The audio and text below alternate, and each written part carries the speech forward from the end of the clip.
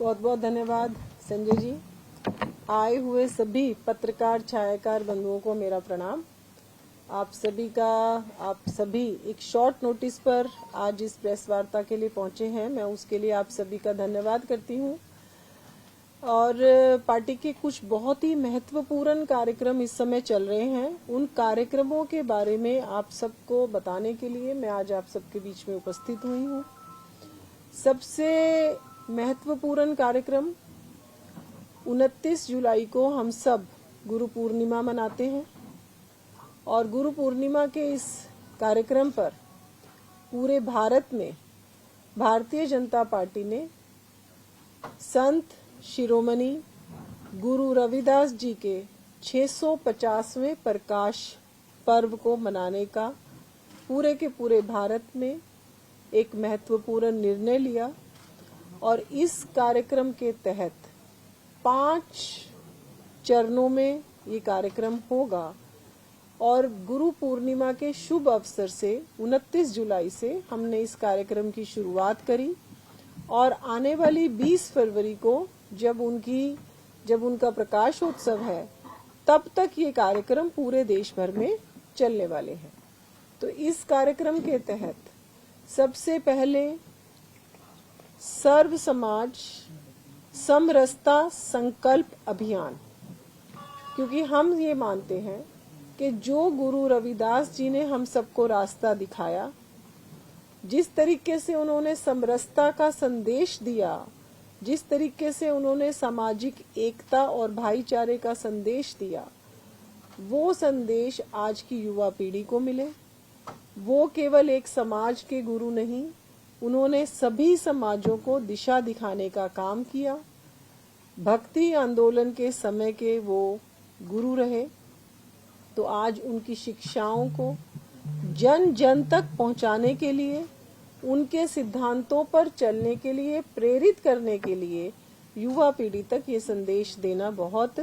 आवश्यक है। इसलिए हमने 5 चरणों में कार्यक्रम शुरू किए। 29 जुलाई गुरु पूर्णिमा के दिन हमने पूरे के पूरे भारत में जितने भी हमारे रविदास मंदिर हैं या अन्य मंदिर, जिस गांव में या जिस वार्ड में रविदास मंदिर नहीं भी है, तो वहां पर गुरु जी के याद में हमने एक प्रकाशोत्सव, दीपोत्सव मनाया, जहां पर हमने दीप लगाए और स्वयं मैं कार्यक्रम में उपस्थित रही। और साथ ही साथ उसी दिन कलश वंदन अभियान, गुरुजी की जन्मस्थली वाराणसी से हमने जो पवित्र मिट्टी उनकी जन्मस्थली की है, उस पवित्र मिट्टी के 134 कलश पूरे के पूरे भारत में उत्तर प्रदेश के आदरणीय मुख्यमंत्री आदरणीय श्री योगी आदित्यनाथ जी ने और हमारे केंद्रीय मंत्री आदरणीय श्री अर्जुन मेघवाल जी और हमारे शीर्ष नेतृत्व की उपस्थिति में एक भव्य कार्यक्रम का वहां पर आयोजन किया गया। सभी समाजों के साधु संत उस कार्यक्रम में उपस्थित रहे और 134 कलश वहां से उस पवित्र मिट्टी को लेकर भारत के अलग अलग कोनों के लिए रवाना हुए। और उसी कड़ी में एक कलश हमारे हरियाणा में भी आया, गुड़गांव में, जहां से हमारे 14 कार्यकर्ता, जिसमें हमारे आज जो अब हमारे भारतीय जनता पार्टी के प्रदेश महामंत्री बने हैं, पहले हमारे एससी मोर्चा के अध्यक्ष थे, पूर्व में विधायक सत्यप्रकाश जरावता जी स्वयं और कुछ और कार्यकर्ता, 14 लोगों की टीम हमारी वाराणसी गई। और जब ये टीम वापस उस पवित्र मिट्टी को लेकर हरियाणा में आई, तो गुरुग्राम में एक भव्य शोभा यात्रा के साथ उस मिट्टी का जो कलश हमारा आया है, उस पवित्र मिट्टी का स्वागत किया गया। और साथ ही साथ समरसता का संदेश देते हुए हमने गुरुग्राम के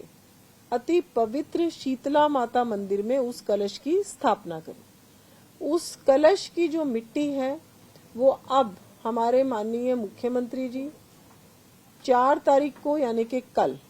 गुरुग्राम में उपस्थित रहेंगे। मैं स्वयं भी उनके साथ रहूंगी और कल हम सब और हमारे प्रदेश के सारे बाकी सभी केंद्रीय जो हमारे कैबिनेट के मंत्री हैं वो भी उपस्थित रहेंगे वहां पर, चाहे हमारे आदरणीय कृष्ण लाल पवार जी हैं, कृष्ण बेदी जी हैं और हमारे सभी प्रमुख कार्यकर्ता वहां उपस्थित होंगे और 27 जिलों में उस मिट्टी को हम आगे डिवाइड करके 27 कलश में देंगे और हर जिले में ये कलश जो है वो पहुंचेगा बड़े आदर और सम्मान के साथ और भव्य यात्राएं हर जिले में निकाली जाएंगी। जिले में एक मंदिर में ये कलश स्थापित होगा और वहां से फिर इस पवित्र मिट्टी को हम मंडलों में लेकर जाएंगे और फिर मंडल से हर गांव में ये मिट्टी जाएगी और जिस भी गांव में हमारा रविदास मंदिर है तो मंदिर में किसी तुलसी के पौधे में, किसी पवित्र पीपल या बड़ के पौधे में, और जहां रविदास मंदिर नहीं भी है तो किसी दूसरे मंदिर में, वहां की मंदिर की पवित्र मिट्टी में इस मिट्टी को विलीन किया जाएगा। और साथ ही साथ जितने भी हमारे साधु संत हैं, चाहे हमारे रविदास साधु संत हैं या हमारे दूसरे समाजों के साधु संत हैं, सभी संतों को एक मंच पर लाकर एक समरसता का संदेश देना, सभी संतों की गुरबानी करवाना, कोई भजन संध्या का कार्यक्रम करवाना, ताकि एक समरसता का संदेश पूरे के पूरे प्रदेश में और पूरे के पूरे देश में जाए। और साथ ही साथ सभी छात्रावास, जितने भी हमारे एससी हॉस्टल्स हैं, वहां पर मुख्यमंत्री जी की तरफ से जितनी भी हमारी योजनाएं इन बच्चों के लिए हैं, उन योजनाओं का प्रचार प्रसार और साथ ही साथ उन बच्चों को उन योजनाओं का लाभ दिलवाने में भी हमारी सरकार, जो भी पात्र है जिस भी योजना के लिए, उसकी पूरी कोशिश सरकार की तरफ से रहेगी, क्योंकि ये सरकार और संगठन का एक मिला जुला कार्यक्रम है। और इसके आखिरी चरण में एक भव्य समरसता यात्रा वो हमारी जलंधर से शुरू होगी और ये यात्रा जलंधर से शुरू होकर जब हरियाणा में पहुंचेगी तो हरियाणा में जीटी रोड बेल्ट पर ये सभी जिलों पर, जैसे चंडीगढ़ से शुरू होकर अंबाला और उसके बाद कुरुक्षेत्र, करनाल, पानीपत, सोनीपत तक ये यात्रा जितने जिलों में हमारे हरियाणा को ये यात्रा टच करेगी, वहां पर इस यात्रा का भव्य स्वागत हमारे कार्यकर्ताओं द्वारा और समाज की भागीदारी के साथ हम इन यात्राओं का स्वागत करेंगे। और उसके बाद ये यात्रा जो है उनकी जन्मस्थली वाराणसी में ये यात्रा का समापन होगा। तो एक समरसता का संदेश देने के लिए हमारी जो है सरकार और पार्टी दोनों ही इन कार्यक्रमों में लगेंगी। साथ ही साथ हम सबको पता है कि 15 अगस्त आ रहा है और हर घर तिरंगा अभियान मोदी जी ने शुरू किया था, हमारे देश के यशस्वी प्रधानमंत्री जी ने। तो वही तिरंगा अभियान को लेकर हम हर जिले में एक तिरंगा यात्रा, जिले में, जिला केंद्र पर और हर विधानसभा में, और उसके बाद 10 तारीख को माननीय मुख्यमंत्री जी और मैं स्वयं उपस्थित रहूंगी। हम कुरुक्षेत्र में जो लाडवा विधानसभा है वहां से तिरंगा यात्रा शुरू कर रहे हैं और उसके बाद हर विधानसभा में तिरंगा यात्रा होगी और उसके बाद हर मंडल में भी तिरंगा यात्रा होगी। इन तिरंगा यात्राओं में विद्यार्थियों का सहयोग लेते हुए और साथ ही साथ आम जनमानस का सहयोग लेते हुए, सभी को राष्ट्रीयता की भावना से जोड़ते हुए, राष्ट्रीय एकता के साथ जोड़ते हुए हम इन भव्य तिरंगा यात्राओं का आयोजन करने वाले हैं। साथ ही साथ एक मेरी नई टीम, जैसे कि आप सबको पता है कि एक नई टीम का गठन हमने परसों किया है और ये टीम हमारी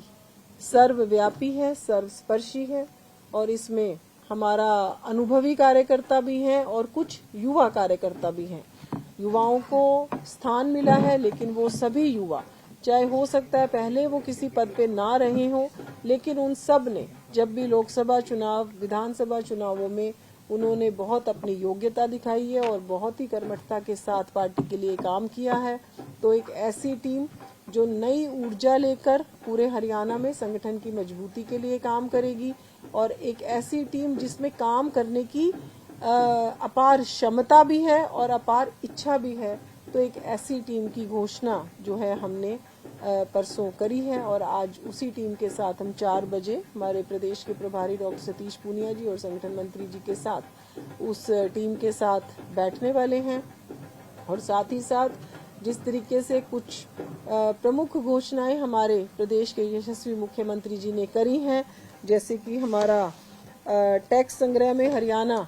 पूरे देश में नंबर 1 पर आया है, उसके लिए मैं मुख्यमंत्री जी को बधाई देती हूँ। साथ ही साथ जिस तरीके से इस बार हमारा कॉमनवेल्थ गेम्स में हमारे हरियाणा के खिलाड़ियों का बहुत अच्छा प्रदर्शन रहा है और उन खिलाड़ियों के लिए प्रोत्साहन राशि जैसे मुख्यमंत्री जी ने घोषित की है, उसके लिए भी मुख्यमंत्री जी का आभार है, क्योंकि हमारा जो प्रदेश है वो किसानों का, खिलाड़ियों का और वीर जवानों का प्रदेश है। और साथ ही साथ जिस तरीके से मुख्यमंत्री जी ने 5.4 लाख युवाओं को, जिन्होंने सीईटी का पेपर क्लियर किया है, उनको जो भत्ता देने का और 9,000 रुपये प्रति माह या 100 घंटे की नौकरी, उसके लिए भी मैं मुख्यमंत्री जी का बहुत बहुत स्वागत करती हूँ, अभिनंदन करती हूँ। बहुत बहुत धन्यवाद।